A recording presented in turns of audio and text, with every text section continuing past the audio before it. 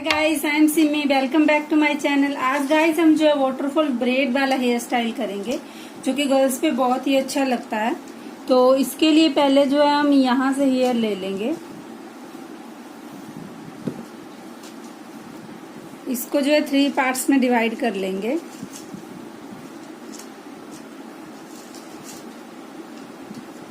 इसमें हमें जो है थोड़े थोड़े हेयर ऊपर से भी ऐड करने हैं, और जो ये वाला पोर्शन है ये हमें ऐसे छोड़ के यहाँ से हेयर लेने हैं।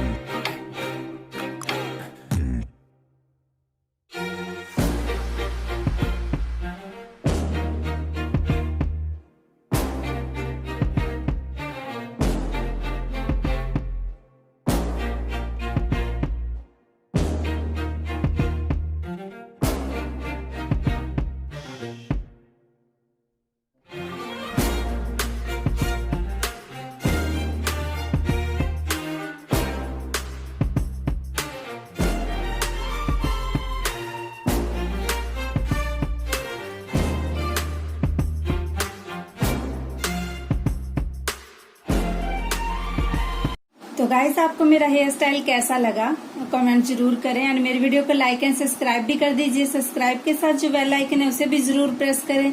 मैंने गाइस और भी वीडियोस डाली हुई है स्किन से रिलेटेड, मेकअप की एंड हेयर स्टाइल्स की, वो आप देख सकते हो। तो मिलते हैं नेक्स्ट वीडियो में। Till then bye bye, take care.